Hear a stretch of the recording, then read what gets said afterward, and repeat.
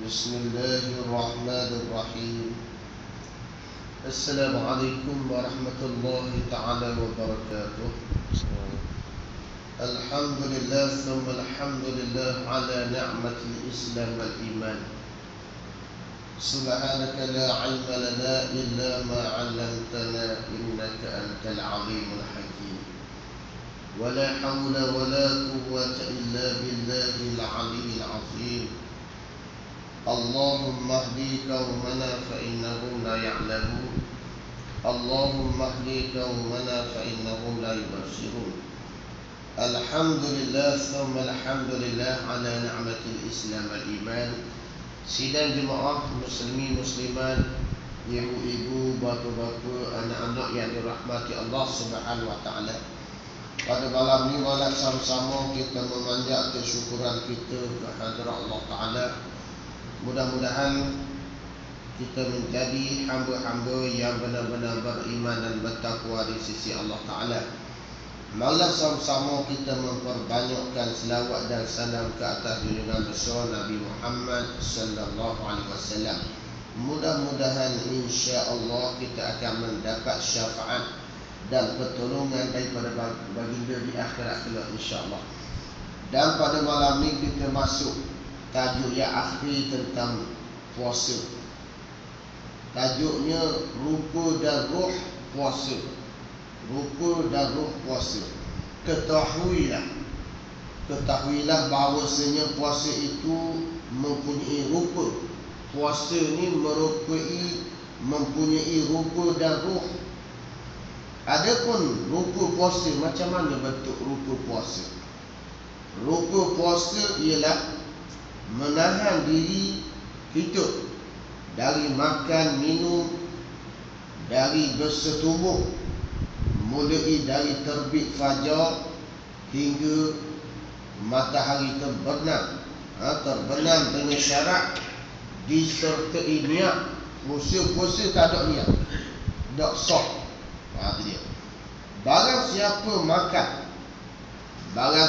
makan dan minum ataupun bersetubuh pada siang hari, sedang dia melakukan itu dengan sengaja. Orang Terengganu kata sengaja. Memang sengaja, biar puasa-puasa nak makan, puasa-puasa biar nak setubuh juga, nak khabat juga. Ataupun dia kata sedang dia melakukan itu dengan sengaja. Dia sengaja dilakukan, mengetahui hukum dia kalau makan siang hari dan bukan paksaan, maka batallah puasa tersebut. Itu dia. Tetapi jika ia terlupa, lupa, ataupun jahil hukum, ataupun terpaksa, tidaklah batal puasanya. Inilah yang dikatakan rupa puasa, rupa dia. Orang yang makan, minum, bersetubuh dengan sengaja sejak lepas pada subuh hingga terbenam matahari, dia tahu hukum, bukan kerana paksa, batal. Tetapi rupa lain pula, orang yang melakukan terlupa, tak sedar hari ni puasa pertama. Isteri menyediakan makanan untuk anak-anak pergi sekolah, pok hang dulu, satu bersih, nampak tu. Itu dia. Ataupun jahil hukum. Dia ingat puasa tak makan minum je, projek dah apa setubuh. Sebab ia jahil. Ataupun kena paksa. Ada sekumpulan orang mengenakan atau orang jahat, tak pisah tekuk, makan. Tak makan ketok. Dah balik lalu tu, paksa ni, lepas tu makan. Atau kena paksa, adalah tidak batal puasa ni. Inilah yang dikatakan rupa puasa. Itu dia. Adapun roh puasa tadi, rupa dia. Roh puasa pula apa dia? Ialah menahan diri dari segala macam dosa. Tadi rupa puasa menahan, tak makan, tak minum, bersetubuh, melakukan perkara yang batal. Ni roh dia pula, ialah menahan diri dari segala macam dosa dan larangan Allah Subhanahu wa taala. Dia kena jaga, sentiasa mengerjakan segala yang fardu dan yang wajib. Orang yang berpuasa Orang yang berpuasa dari makan dan minum dan bersetubuh tetapi tidak menahan. Oh, dia tak makan, dia tak minum, tak setubuh pun, tetapi tidak menahan diri daripada dosa dan larangan Allah Ta'ala. Ialah orang yang berpuasa itu tidak menghasilkan suatu faedah selain dari susah payah semata-mata. Tak makan, tak minum, lapar, dahaga, tak bersetubuh, tapi maksiat, maksiat buat maksiat, perkara yang dilarang. Maka pengarang kata, ulama kata, puasanya tidak menghasilkan sesuatu faedah selain daripada susah payah semata-mata. Oleh itu, jika puasa hendaklah anda perbaikikan puasa anda, baiki comel-comel. Demikian pula terhadap semua amalan-amalan anda. Hendaklah anda bertekun dalam memperbaikinya puasa dan amalan kita, menyempurnakan dalam puasa ini, pertikaikan amalan daripada cakap yang lagu ataupun nosen. Orang putih kata yang tidak berfaedah. Asal cakaplah sembang-sembang benda-benda yang mengangguk tak payah tinggal. Ini sa'im, jawab lagi. Mari tu, lepak-lepak tu, sembang-sembang dulu, ngopak-ngopak dulu. Kita tengok dalam peristiwa Isra' dan Mi'raj, bagaimana Nabi digambarkan keadaan manusia yang mengambil gunting besi di dalam neraka. Ambil gunting besi, gunting lidah dia. Bukan sekadar dia gunting lidah dia, dia gunting pula bibir dia. Inilah orang-orang yang membawa fitnah. Ada cakap ramai-ramai, baik kita duduk diam. Sebab itulah dalam hadis Nabi SAW, banyak kali saya sebut, mudah-mudahan menjadi aktibar peringatan kepada kita. Nabi kata, man kasurat kalamuhu kasurat sakatuh, wa man kasurat saktuh kasurat zunubuhu, man kasurat zunubuhu fakanat awla bih, kata Nabi. Nabi kata, barang siapa yang bercakap banyak, kasurat banyak, kalamuhu cakap banyak, popek-popek cakap. Tengah semayang bercakap, tengah semayang pun boleh jawab telefon. Nampak tu? Dah main 3 kali, dah tak imam ambil Fatihah, dah tak imam ambil baca surah, dah duk nyek. Waktu bik telefon, aku tengah semayang ni, tak nampak ke? Nampak tu. Tengah semayang nak cakap lagi. Sebab tu tutup senyap-senyap, senang. Macam saya nak mengajar ni, tinggal dah kereta, biar dia nak melepor, nak buala boleh mati. Kalau bawa, buat sanggup, ganggu. Nak cerita Nabi kata, man kasurat kalamuhu kasurat saktu. Siapa yang banyak bercakap, maka banyaklah salah satu salah. Man kasurat saktu kasurat sunubuhu. Siapa yang banyak salah, maka banyak dosa. Banyak dosa. Nabi kata, man kasurat sunubuhu. Siapa yang banyak dosa pula, fakanat awla bih, maka neraka Jahannamlah lebih aula afdal pada dia. Baik dah dia. Tak kira bulan puasa, tak bulan puasa. Tu dia. Kalau main ramai, cerita dari dah. Ngopak, tak contoh. Seterusnya, dia kata, demikian pula terhadap semua amalan-amalan anda, hendaklah anda bertekun dalam memperbaiki. Aku ni bacaan dalam semayang tak berapa nak comel. Fatihah ni ni nak baca comel mana. Sebab dah kena belajar, kena ngaji. Jangan sampai mati. Contoh, saya dah cerita dah yang minggu lepas, mayat yang baca Yasin. Cerita dah. Dari cerita banyak-banyak, sakit kok aku. Nak cerita bagaimana seorang satu mayat yang boleh membaca Yasin. Sebab masa hidup dia baca Yasin. Bagaimana mayat boleh baca Quran? Sebab masa hidup dia baca Quran. Kalau masa hidup tak pada Quran, tak ada ambil tahu tentang Quran, sehebat mana kakak. Last kali saya akan kongsi hadis Nabi tentang penyakit yang berlaku pada zaman Nabi SAW, Dan hingga hari ini ada 6 penyakit yang berlaku. Hari ini berlaku juga. Itu dia. Hadis Nabi. Kita tutup kat. Jadi apa yang berlaku, kita kena memperbaiki. Tahun ni asal fikirlah, tahun ni saya nak diet sebab boroi dah, PJK dah, perut jalan ke depan, ada perut jalan ke belakang. Boroi dah ni, 100 kilo dah ni, berat dah lepas kelebih. Jadi niat puasa tahun ni nak apa? Nak kurus, nak diet. Waktu dia mari sendiri.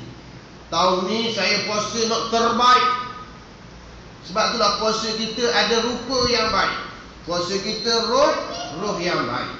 Maka hendaklah anda bertekun dalam memperbaikinya puasa kita, memperbaiki sembahyang kita.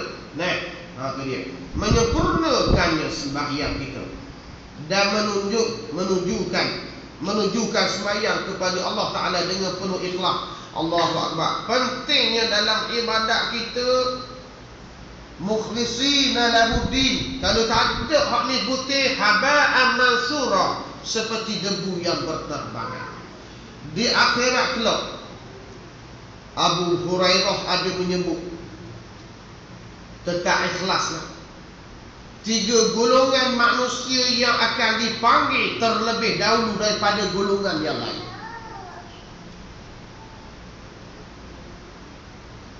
Golongan mana Allah Ta'ala panggil menghadap ini? Lalu Allah Ta'ala panggil di kalangan Qari. Qari ini siapa? Bukan nama dia Qari. Qari ini golongan orang yang membaca Quran sedap. Baca sedap berlaku. Lalu di atas dunia memperdengarkan bacaan, mengajak. Lalu kelak di akhirat Allah Ta'ala panggil dia, Qari mana? Hak Qari mari, hak kuat lagi mengadap, membaca Quran. Hari itu atas dunia mengajar orang kerana siapa? Lalu Qari tersebut, golongan Qari tersebut bercakap, berkata kerana Allah dan Rasul. Lalu Allah Ta'ala menjawab, kazabta, tipu. Dan diikuti oleh malaikat pun kata kazabta, tipu. Mengajar ngaji itu ataupun memperlagukan Quran kerana nak suruh orang puji mu. Suara mu sedap. Dalam kampung ni, dalam daerah mama aku lah. Terengganu aku lah. Peringkat kebahasaan aku lah. Tengok tu.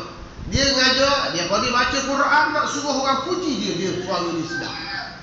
Bukan kerana Allah dan Rasul. Akhirnya Allah Ta'ala perintah wahai malaikat, campakkan dalam sijin neraka. Baca Quran. Hada baca, wallahu a'lam. Yang kedua, golongan yang dipanggil oleh Allah Ta'ala, mari sini menghadap pula, golongan orang-orang yang kaya.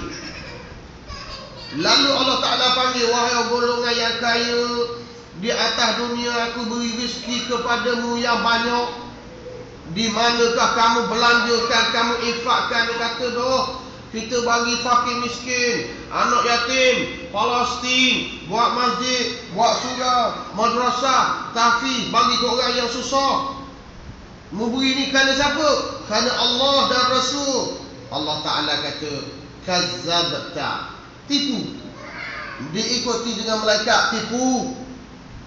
Lalu menderma sebanyak itu di atas dunia, bukan kerana Allah dan Rasul, tetapi kerana nak suruh orang puji, kerana kamu ni dermawan, kamu ni pemurah hati. Lalu diperintah malaikat, campakkan golongan yang ini kaya ke dalam sijin. Golongan yang terakhir, yang ketiga, ialah orang yang mati dalam perjuangan Islam yang dikatakan syahid. Lalu Allah Ta'ala panggil, wahai golongan yang syahid, mari sini menghadap. Sebab aku kematian itu, aku mati dalam peperangan menegakkan agamamu kerana Allah dan Rasul. Lalu Allah Ta'ala kata macam golongan pertama kedua tadi, kazzabta, tipu. Kalau benar, sadaqta, betul. Ni kazzabta, tipu. Malaikat pun kata tipu juga. Mual itu berjuang fi sabilillah, konon-konon bukan kerana Allah dan Rasul, tetapi nak suruh orang puji. Oh, aku mati kayak gini, mu tulis nama aku dah di tubuh negara lah, tubuh aku lah, supaya orang sebut saya ni pahlawan, saya ni orang yang hebat berperang, contoh. Maka akan dicampur, Allah kata wahai malaikat, bawa ni syahid ni campur dalam neraka jahanam. Allahu Akbar.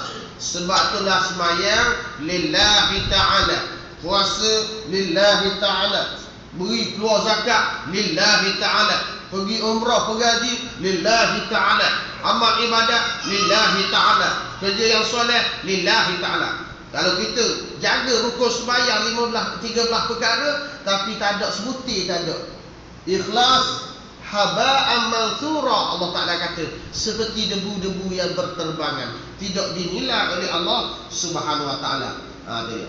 Sehingga dimanfaatkan Allah semua amalan itu untuk kita, dan dibalasnya Allah Ta'ala kita kelak dengan balasan besar di waktu kita kembali kepadanya. Semua perkara kita, semua perkara kita adalah terserah kepadanya Allah. Maka sembahlah dia dengan sempurna. Sembahlah Allah dengan sempurna. Bermula dengan kita nak sembahyang ni, kita kena bersuci, bersih daripada hadas kecil, hadas besar. Berwuduk dengan betul-betul. Sebab kita tengok kadang-kadang di masjid pada waktu sembahyang, khususnya pada Jumaat, ramai di kalangan yang tua-tua, yang dewasa ataupun muda-mudi yang ambil sembahyang dak berapa kemah molek, dak basuh ke siku molek, dak sampai ke atas lengan ni, pakai dak lepas takut ceceh gitu je. Basuh kaki kadang-kadang dak buku lali, dak basuh comel batu sembahyang. Allahu Akbar. Dan sembahyang yang tak sempurna. Dan seterusnya kita lihat, sembahlah Allah Ta'ala dengan sempurna, dan bertawakallah kita kepadanya Allah. Dan tiadalah Tuhanmu itu lalai daripada terhadap apa yang kamu lakukan. Allah Ta'ala tidak lalai, tapi kita lalai dalam kehidupan, lalai dengan harta benda, lalai dengan keseronokan, lalai dengan anak pinak, lalai dengan keluarga. Masa sembahyang pun lalai juga. Sebab itulah masa sembahyang kita digalakkan menghadirkan hati. Maksud apa menghadirkan hati? Ingatkan kita pada Allah Subhanahu Wa Ta'ala. Dan tiadalah Tuhanmu itu lalai terhadap apa yang kamu lakukan. Tiada Tuhan melainkan dia, dan kepadanya lah kembalinya segala perkara-perkara tersebut. Dan seluruh hadis hak puasa. Kita masuk perihal tentang haji ya. Mungkin ustaz lain tambah-tambah pula lah. Lepas tu lebih sebulan lagi dah, sebulan lebih lagi. Ramadan. Perihal cerita pasal haji.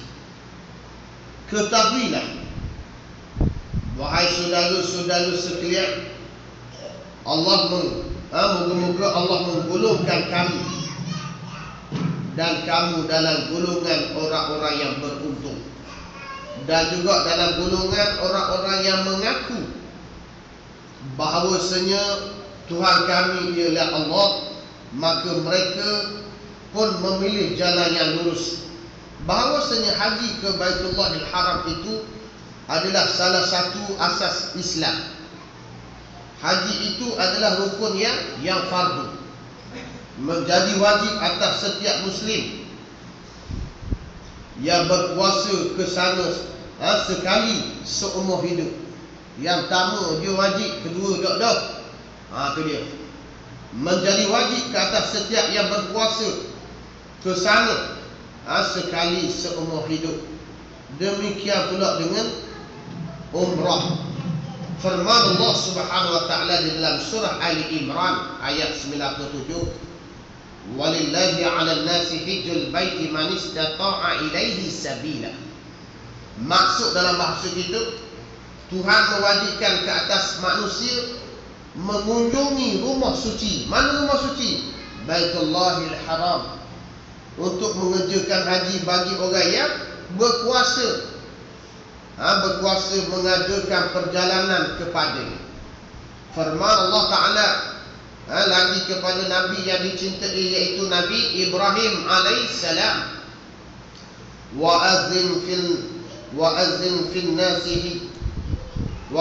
fil nasi bil haji ya'tuka rijalan wa ala kulli dhamir ya'tina min kulli fajin amiq liyashhadu manafi'a lahum ويذكر اسم الله في أيام معلومات على ما رزقهم من بهيمة الأنعام فكلوا منها وأطعموا بائس الفقير ثم ليقضوا تفثهم وليوفوا نذورهم وليتوفوا بالبيت العتيق ذلك ومن يعظم حرمات الله فهو خير له عند ربه. Maksudnya wa'azin, permaklumkan kepada manusia. Khabar, muazzin. Dah ingat tu, muazzin, entah jadi muazzin, bahasa Arab tu khabar, maklum tu. Maklum ni masuk dah waktu. Dah, tu, maklum. Mempermaklumkan kepada manusia dengan pekerjaan haji. Nescaya mereka akan datang kepadamu dengan berjalan kaki. Hak dekat, dia mari jalan kaki. Dan dengan mengendarai unta, naik unta. Hak jauh sikit. Mereka datang dari berbagai-bagai rantau yang jauh. Hak jauh. Agar mereka dapat menyaksikan sendiri keuntungan bagi diri mereka. Serta menyeru nama Allah selama berapa hari yang ditentukan terhadap segala apa yang telah diberikan kepada mereka dari binatang ternakan. Maka makanlah daging-dagingnya dan berikanlah juga kepada orang-orang miskin yang sengsara. Sesudah itu hendaklah mereka membersihkan diri mereka dan menunaikan nazar, janji. Nazar ni maksud janji. Nazar, saya bernazar, saya berjanji.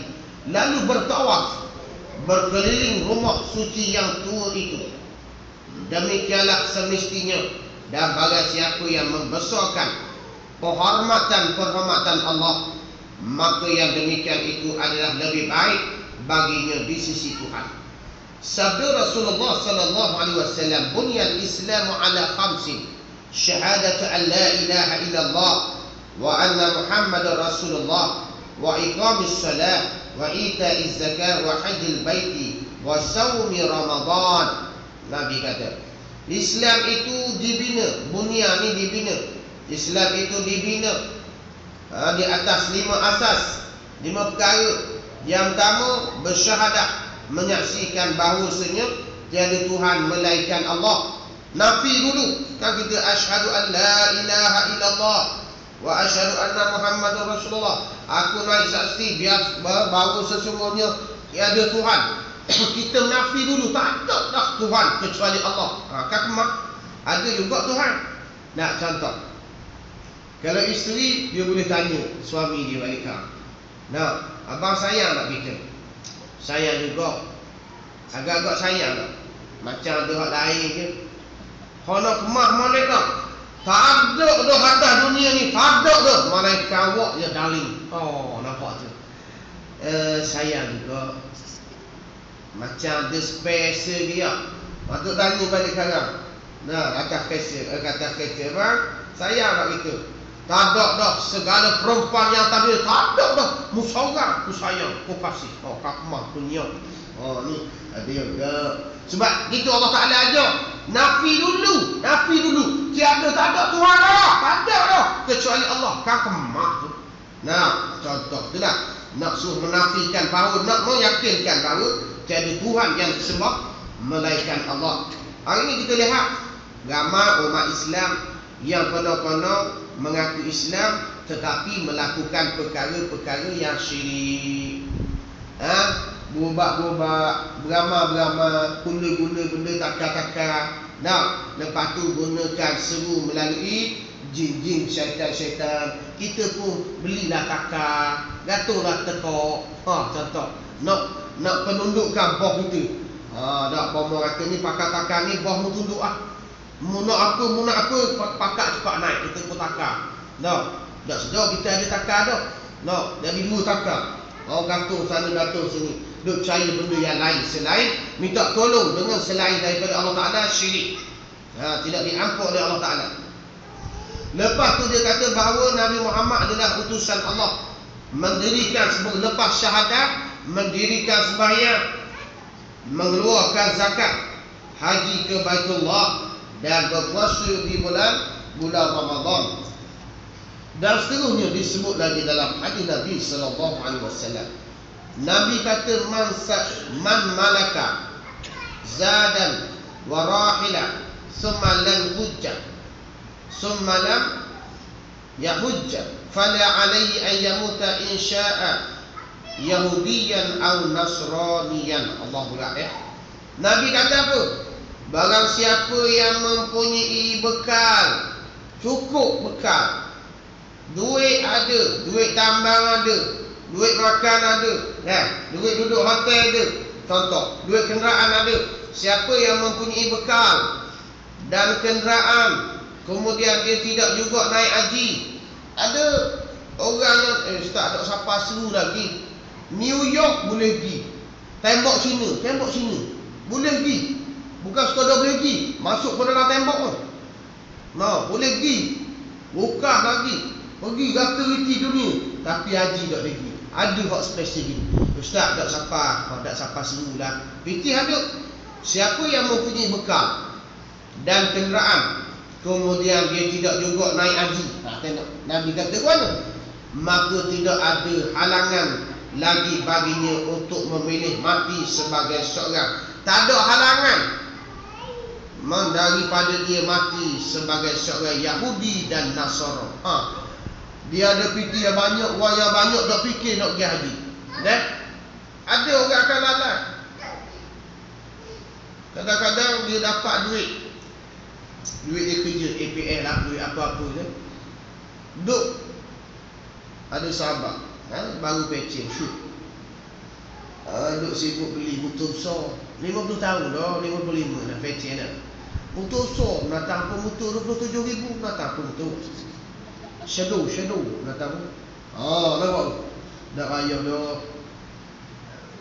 Kereta banyak, beli kereta antik, macam dia orang lama. Duk waktu jadi buang piti. Nampak. Allah Ta'ala beri sikit, kelabu-kelabu dah. Jangan membazir. Sebab itulah saya kalau ada sahabat-sahabat yang meninggal dunia, kenalan, kita akan ucap takziah. Lepas tu maklum, si suami ni ada hutang tak? Si suami ni pernah mengerjakan haji tak? Belum lagi.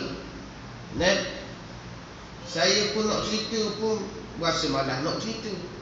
Tapi dok ceritakan rasa dok kena. Agak kena tak?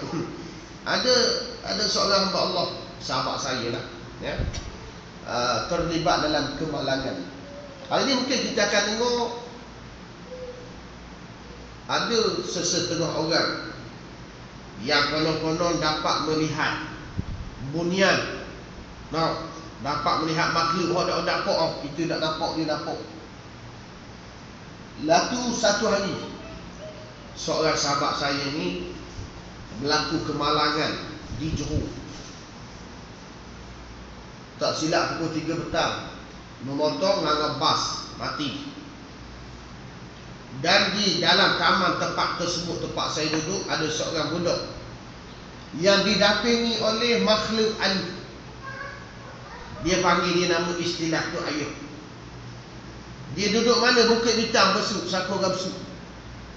Bukit Bintang, kalau Bukit Bintang Kuala Lumpur, tempat orang duduk. Tapi kalau Besuk, Bukit Bintang dalam hutan Serang. Dah siapa duduk? Si budak ni dia boleh tengok, boleh melihat. Itu dia.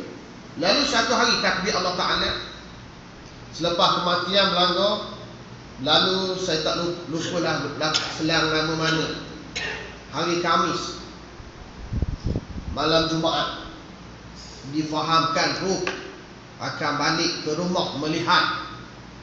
Ada pendapat kata balik ke rumah melihat anak keluarga dia. Kalau isteri dia semayang, anak dia semayang, dia seronok.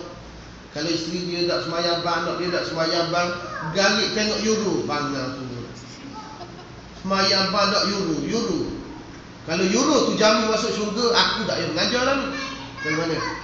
Sedih dia tengok anak dangok, anak dia nak semayang ini. Dia akan berdoa. Kalau anak bersedia semayang, isteri dia semayang, dia seronok.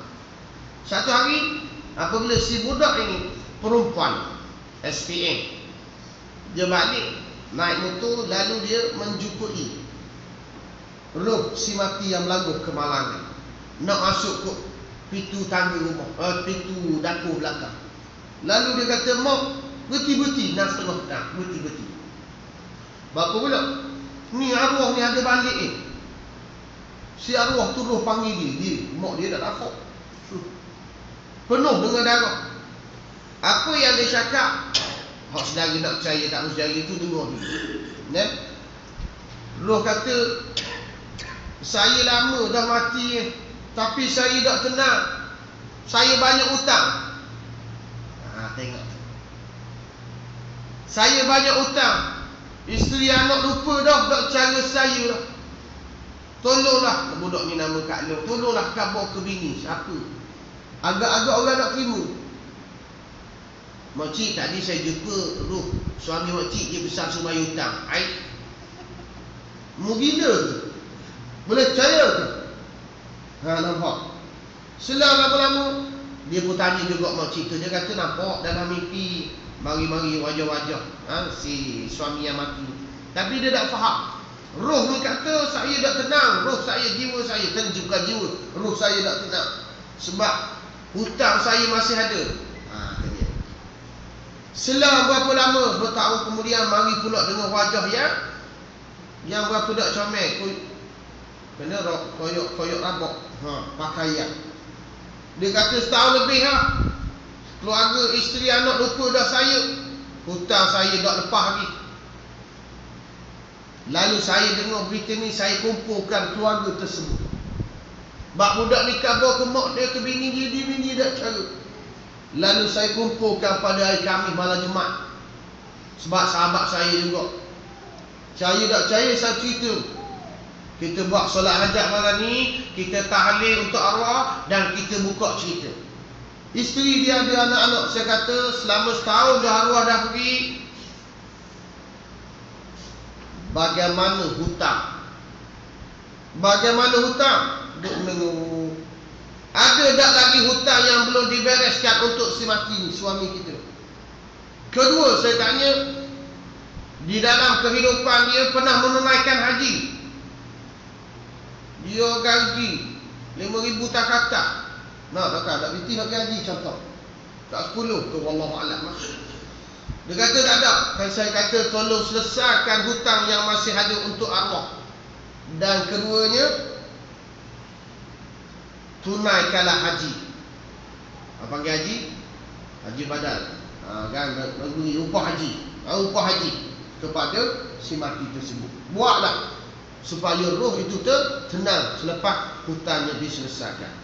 Ini perkara yang kita nak lihat. Jadi sahabat, pendek cerita, hadis Nabi tadi, sesiapa yang mempunyai bekal dan mempunyai kenderaan, kemudian dia tidak juga naik haji, kata Nabi, maka tidaklah ada halangan baginya untuk memilih matinya sebagai seorang Yahudi atau Nasrani. Belajar bab haji ni wajib ke tak? Wajib kepada orang yang ada kemampuan RM2. Orang yang tak ada piti, nak makan susah, nak minum susah, nak pakai susah, tak wajib belajar. Banyak tak piti nak fikir haji ke mana? Ini keadaan. Saya pesan, siapa yang ada kemampuan, yang dapat dipanggil suruhan oleh Allah Ta'ala untuk menunaikan haji menjadi tetamu Allah, jangan lupa untuk mempelajari ilmu. Jangan lupa belajar ilmu. Khusus setiap minggu. Sebab ada banyak orang-orang kita yang pergi haji secara parachut, mengejut ni. Dia tak dengar cerita Bob nak pergi haji. Khusus dah. Belajar dah. Siapa Mekah enggak. Quran pula tak boleh baca. Nak sebut labbaik Allahumma labbaik, la syarika laka labbaik, innal hamda wa ni'mata laka wal mulk la syarika lak. Dan lihat akhirnya kali bini dah, bang mana kita dok erti sebut. Senang je, abang pula akal panjang. Dia reka masa nak tawaf 7 kali. Dah orang lain sebut belaka labbaik Allah, dia tak boleh sebut. Akhirnya sebut lakah baik, lakah baik. Suami isteri. Arak duk tepi macam raja dengar tapi tak faham. Nak dekat ada dok tu. Orang labbaik Allahumma labbaik, lakah baik, lakah baik. Lakah jangan sepak nunginya. Sebab tak mengaji. Ni perkara yang berlaku. Sebab seterusnya hadis di atas ini menggambarkan betapa beratnya ancaman berat ke atas orang yang tidak naik haji, yang mampu manistata'a, sedang ia berkuasa untuk mengunjunginya. Tangguh dia ada mampu. Lantaran itu tiadalah wajar bagi seorang mukmin untuk menundukkan naik haji tersebut, atau malah naik haji atau menangguhnya dengan menimbulkan berapa uzur setiap kali tiba waktu haji. Padahal ia berkuasa jika hendak pergi. Duit ada dah. Keuzuran pula. Jangan pula ada orang minta, ya Allah ya Tuhanku, aku nak pergi haji. Kalau boleh masa duduk Mekah ni sihatlah 40 hari ni. Lepas tu balik Malaysia nak sakit-sakit lah. Jangan awak mulut cepat gitu. Banyak kes dah. Buat haji beres, siang malam, syar'i tawaf. Kadang dia tunggu je tangga dekat KLIA. Nunginya tadi. Dah meminta doa sangat. Jangan. Biar selamat, sehat di tanah suci, sehat juga di. Ini minta ya Allah ya Tuhan, tu biarlah baik, sehat di negeri di Mekah ni. Dah balik rumah Malaysia nak sakit pun. Jangan minta begitu. Berarti ya. Padahal ia berkuasa jika nak pergi. Dia ada duit. Dia lupa pada bila-bila. Dia lupa pada bila-bila masa saja. Lupa.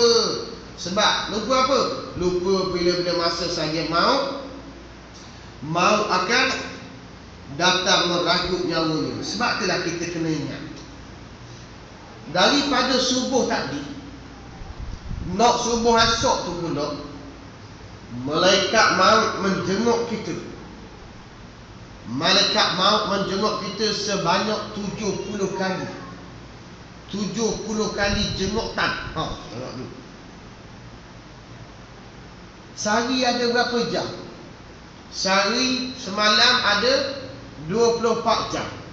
Dia ada berapa minit? Minta maaf Ustaz, tak kira. Aku khabar 1440 minit. 24 jam bersamaan 1440 minit bahagi dengan 70. Cuka klik kokak tubik buat 20.571. Lebih kurang 20 atau 21 minit sekali malaikat maut mari tengok ni. Mari tengok kita jenguk ni. Kita duk seronok lagi, lupa dah. Lupa dunia, dah ingat akhirat. Tengok malaikat maut mari tengok kita.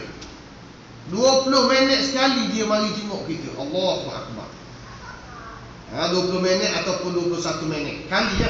70 kali sehari ya. Bagi dengan 1440 minit.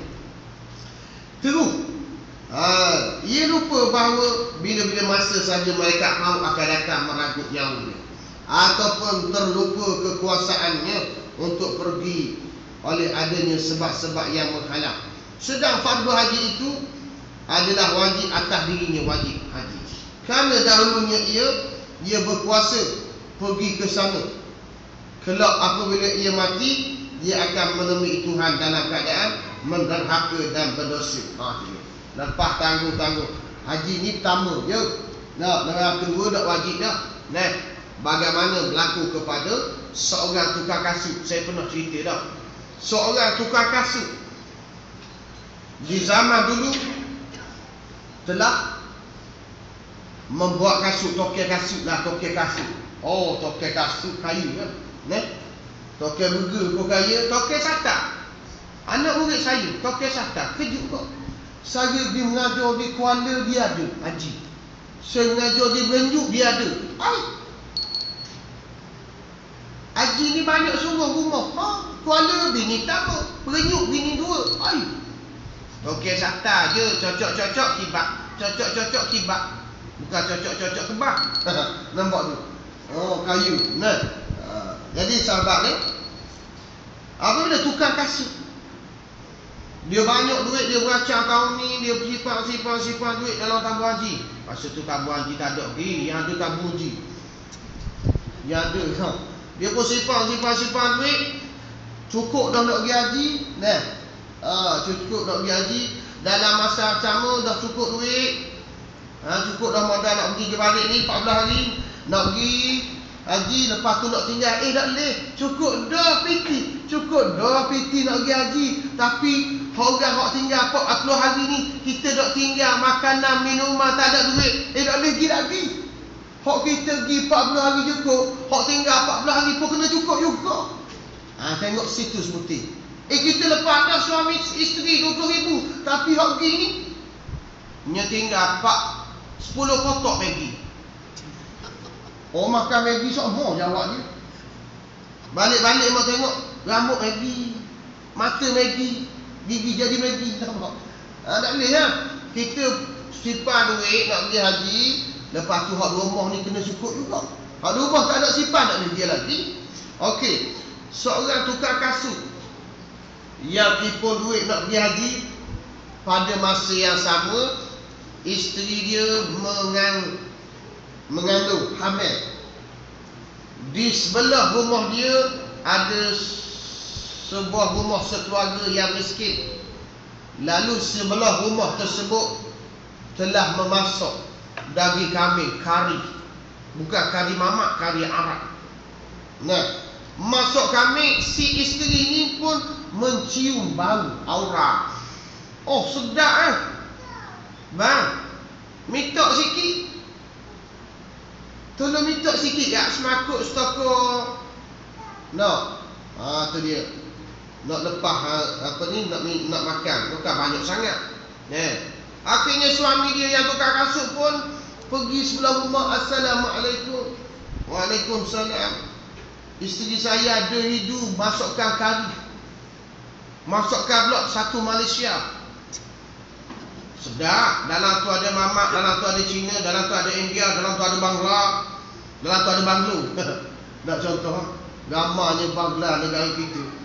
Ada satu Banglo, dia tukar Banglo dengan Bangla. Dia tulis Bangla untuk dijual, sakit. 2 tingkat Bangla. Allah pun tak menanam. Akhirnya suami pun pergi minta. Dia kata boleh tak beri sikit. Lalu jiran kata, daging yang ada yang saya masak ni halal untuk saya, tetapi haram untuk awak. Kanja tukar kasut. Baku jadi gitu. Halal untuk saya, tuan rumah kata miskin tadi, haram untuk awak. Kamu tahu tak, saya ni 3 beranak ni, sekeluarga ni dah 3 hari dah tak jumpa makanan. Kami tak ada makanan, tak ada minuman, tak ada bekalan, tak ada daging, tak ada apa-apa. Lalu kami berjalan-jalan di tepi jalan sampai di Rantau Petronas. Suka jumpa seekor kambing yang kena tepuh di trailer, tepuh di lori.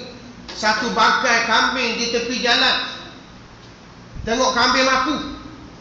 Lalu saya mengambil sedikit daripada daging, bukan ambil seekor buat BBQ. Ambil sikit je buat makan untuk hari ni. Lalu daging ini menjadi halal untuk kami. Walaupun kami mampu, memang makan kami mampu. Ada kekor kami hidup mampu kena sembelih lah. Bukan penyek lawi. Akhirnya yang haram ini menjadi darurat, lalu menjadi halal untuk saya, menjadi haram untuk kamu. Lalu si tukang kayu tadi terkejut. Kenaling, kejut, rasa sedih sebab Jiran aku berapa hari tak makan, aku boleh. Lalu dia balik ke rumah. Tengok. Dia balik ke rumah, mengambil semua duit-duit yang dikumpul untuk menunaikan haji. Dia ambil belaka. Dia gembak, dia kata beri kepada jiran dia. Ambillah duit yang aku simpan nak pergi haji. Tak boleh tidak sebab aku beri dia belaka. Belilah makanan, belilah minuman, belilah keperluan hidup kamu. Lalu tahun tu dia tak pergi haji. Apabila dia tak pergi haji, dah duit bagilah ke fakir miskin jiran dia. Lalu tahun tu dia tak pergi haji. Sahabat-sahabat yang menunaikan haji, nampak dia di Mekah. Nampak di Mekah. Saya pun sahabat telefon, Ustaz, jumpa Ustaz Mekah. Aku tak pergi. Kalau jumpa di Mekah, orang baik tu tak. Ustaz, jumpa karaoke. Bengok tu Ustaz. Dua kali dah. Haji Bakar Bahru Mazid. Ustaz, saya selisih Ustaz di Masjidil Haram, di masjid itu, tak tegur dah itu. Oh, dalam hati aku tak pergi. Sekali baru ni pula Ustaz dek Mekah. Sahabat saya kata Ustaz ada Mekah. Kalau doa aku mana aku duk cukar. Nampak tak? Jadi dia tak pergi Mekah itu, tidak menunaikan haji pada tahun tu. Lalu sahabat-sahabat melihat dia menunaikan haji. Lalu malaikat yang dikhususkan menjaga jemaah haji pada tahun tu, dia tanya, tahun ni ramai mana orang yang haji yang dapat haji mabrur, haji mabrur yang dimakbul oleh Allah Ta'ala. Lalu malaikat yang berjaga tahun ni tak ada seorang boleh haji mabrur, kecuali sebab seorang ni Allah Ta'ala beri ke orang lain boleh haji mabrur juga. Kerana seorang tukar kasut ni, dia tak pergi haji, duit yang dia simpan beri pada fakir miskin jiran dia, lalu dia mendapat haji mabrur. Kerana dia seorang dapat haji mabrur, walaupun dia tak pergi, dia tolong jiran dia fakir miskin ini dengan sebab duit dia tersebut, maka dia dapat haji mabrur. Dan jemaah-jemaah haji yang lain pun sama mendapat syafaat. Tengok tu. Kita ni kadang-kadang setengah orang dia duk bangga, tahun ni Ustaz 5 kali dah. Kali yang pertama wajib, kedua dah wajib dah, 4, 5 lah kali ni. Bagilah duit ni kepada anak-anak yatim miskin yang, sebab itulah di sana di pada mahsyar di akhirat Allah Ta'ala kata manusia semua bertelanjang. Manusia semua bertelanjang kecuali berapa golongan yang tidak telanjang. Yang pertamanya golongan nabi-nabi dan rasul-rasul tak telanjang, ada pakaian. Yang keduanya para sahabat. Yang ketiganya para ulama. Dan yang keempat, kita di kalangan kita ini yang telah memberi pakaian kepada miskin, kepada anak-anak yatim untuk menyambut hari raya puasa. InsyaAllah panjang umur ni, biarlah boleh silah kita wis pasang. Ini ada seorang sahabat ni 6 hari bulan 7. Rasanya dia kerja Petronas kok. Ada kira 6 hari bulan 7. 6 hari bulan 7 menikah, akad nikah di Masjid Tuku Mizam, dan buat kenduri kendara di kelab golf Rantau Petronas kat ni. Situ dah. Okey. Hello Ustaz, saya nak 100 orang anak yatim. 50 lelaki, 50 perempuan. Kita tengok ni, di akhirat semua kita telanjang. Nabi-nabi, rasul-rasul tidak telanjang, diberi pakaian. Para sahabat diberi pakaian. Para ulama-ulama diberi pakaian. Ulama yang menegak Islam, bukan ulama yang menjatuhkan Islam. Contoh. Dan yang keempat, yang seterusnya, orang di kalangan kita ni yang mengambil rezeki peluang untuk memberi pakaian kepada fakir miskin. Khususnya tak kira di bulan Ramadan ataupun di bulan puasa ataupun hari raya ataupun hari-hari biasa, dia tak ada pakaian, maka golongan ini akan lebih. Kalau kita rasa kita tak bertelanjang di akhirat, Di pada masa berilah pakaian itu. Itu dia. Jadi sahabat, nak ceritanya begitulah kaedah. Bagaimana kita akan bincang balik pada arti berpuasa dalam haji minggu depan lah. InsyaAllah. Cuma yang saya dah sebut tadi, saya nak kongsi dunia akhir zaman daripada Abu Hurairah. Ni tengok ni, daripada Abu Hurairah bersabda. Dia kata, Abu Hurairah kata, aku mendengar Nabi SAW bersabda.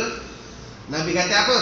Umatku akan ditimpa penyakit-penyakit yang pernah menipu umat-umat terdahulu. Kan Nabi kata, Nabi bersabda. Abu Hurairah mendengar, dia kata aku dengar Nabi bersabda, umatku akan ditimpa penyakit-penyakit yang pernah menipu umat-umat terdahulu. Lalu sahabat-sahabat pun bertanya, apakah penyakit-penyakit umat terdahulu ya Rasulullah? Nabi SAW menjawab, penyakit tersebut iaitu, yang pertamanya penyakit yang umat terdahulu, umat hari ni pun buat. Yang pertama, terlalu banyak seronok. Banyak sangat seronok. Seronok dengan muzik, seronok dengan sukan, seronok dengan pesta-pesta, seronok dengan perkara-perkara yang tidak mendatangkan faedah untuk akhirat. Itu dia. Terlalu banyak seronok. Kita ni kadang-kadang banyak kita reka nak pergi masjid, surau, majlis ilmu, tak berapa galak sangat nak bawa anak isteri kepada majlis tersebut. Tapi kalau pergi tempat-tempat lain, bukan nak pergi, banyak sangat. Tempat mana main? Tempat kalau pergi Kuala Lumpur, tak boleh tinggal sawi apa? Tahu sawi legung. Tak boleh tinggal. Ni kena pergi ni wajib. Contoh. Bukan kita pergi sebab telah Nabi. Dia nak keluar musafir, nak hijrah. Dia daripada masjid ke masjid. Dalam peristiwa Isra dan Mi'raj, nak liburkan Nabi daripada Masjidil Haram ke Masjidil Aqsa, masjid-masjid. Kita tak berapa gemas setengah tu. Tak. Kecuali ada sebab-sebab tertentu. Ada setengah orang, dia tak berapa pergi surah bala masjid, surah ke masjid. Tetapi kalau dia nak buat tahlil minggu depan, hari Khamis nak buat tahlil, dia mari lah. Ahad, Isnin, Selasa duduk belakang imam. Lembek kau macam nak kucing. Tok Imam kata bagus. Hari Rabu Tok Imam Malaysia jemput rumah. Kalau Tok Imam nak pergi kan, masa dah mari surah dah. Lepas dah solat hajat tahlil 3 tahun pula jumpa. Tunggu tahlil pula. Ada niat gitu. Tunggu tahlil baru nak pergi. Kalau nak pergi, Tok Imam nak pergi. Tu dia. Ada pernah satu hari, seorang budak, seorang anak, lepas pada sembahyang subuh, Assalamualaikum Ustaz. Waalaikumsalam. Ayah saya mati dah. Dia kabur gitu. Saya pun mikir, ayah awak ni siapa? Nak ceritanya rajinnya mari surah. Ayah dia saya tak tahu. Ayah siapa? Ni pomak. Gigi. Balik dulu, kau saya uruskan jenazah dan sebagainya. Nak ceritanya tak kena suruh bandar. Rugi. Atas dunia, penyakit yang pertama, terlalu banyak seronok. Yang kedua, terlalu mewah dalam hidup. Terlalu mewah dalam hidup ni. Kita tengok keperluan. Pada ada dah beli lagi. Tengok. Padahal cukup dah, tak payah dah. Ni nak sambut Ramadan, nak sambut raya, langsir dah ayah tukar lagi. Atau beli lagi. Kereta tukar, bini pun nak tukar juga. Berat nanang untuk lelaki tau. Kalau ambil hak baru dah apa. Lepas tu terlalu bermewah sangat. Yang ketiganya, menghimpunkan harta benda sebanyak-banyak. Sahabat saya yang hak kita minta derma hari tu dah. Contohlah ni, hak 50 rias keping ni, tanah ni, madrasah, makhab ni, sekeping tanah kita beli ni sekaki ke. Siji juga beli tanah wakaf bangunan ni. Lama mana budak ni ngaji, budak ni baca Quran, kita mati, pahala ni berjalan sampai dah betul-betul. Tengok. Beli skeping untuk arwah ayah 50 riyal. Beli skeping untuk arwah mak, untuk kita anak isteri. Tapi sahabat saya, dia bawa kepada sahabat dia lah. Sahabat saya ustaz, dia bawa kepada seorang sahabat yang kerja naik kapal. Oh, kerja dia naik kapal. Kapal kerja dia. No. Gaji 20,000. Nah, ustaz tu kata belilah Nisa. Semula kat geram RM50 buat Allah. Gaji 20,000. Nampak tu? Pada sahur kapal. Mana? Contoh. Tapi Allah Ta'ala ada buka pintu hati. Dah balik kerja besar, rumah besar. Duk ipun dunia, lupa akhirat. Itulah sebab kita ni nak tinggal dunia ni saham. Dah. Amalan becing. Benda amalan becing ni 3 benda ni. Mati dah kita ni 3 benda jalan. Amalan becing ni. Kita nak kena buat sedekatan jariah, sedekah jariah ni nak kena buat. Yang kedua, ilmu yang tafi'un bi, ilmu yang beri guna. Yang ketiga, al-waladun salih yad'u dah, anak yang soleh berdoa kepada kita setelah kita meninggal dunia. Seterusnya dia kata, terlalu banyak seronok, terlalu banyak bermewah, menghimpun harta benda sebanyak mungkin, minta derma kedekut. Contoh. Yang keempat, tipu menipu dalam merebut harta benda dunia. Berebut adik-beradik dan harta dunia. Tak kira lah adik-beradik ke, dalam syarikat ke, dalam keluarga, dalam masyarakat, dalam negara, dalam negeri, berebut harta dunia, tipu menipu dan sebagainya. Dan yang kelima, saling marah memarahi. Tengok. Dan seling sikit marah lalu. Ada seorang anak perempuan, saya nak kenal, mari ke mana, nyata mesej, ustaz tolong semaya ajak. Sebab dia suruh saya semaya ajak doa di Kaabah. Sebab dia kata saya duduk Mekah. Saya dia kata jumpa Ustaz Zul Mekah. Kalau jumpa Ustaz Zul nikah lain. Nah, dia kata ayah saya kerja. Kerja. Wallahu alam, ayah dia kerja Petronas juga, engineer. Telah disantau. Dia panggil sihir tafriq. Sihir tafriq ni sihir nak memisahkan, nak suruh cerah belah, suruh panah. Pok dia disihir sebagai pegawai Petronas. Dia pun saya nak tahu Petronas mana, kat New York tu, Bangu.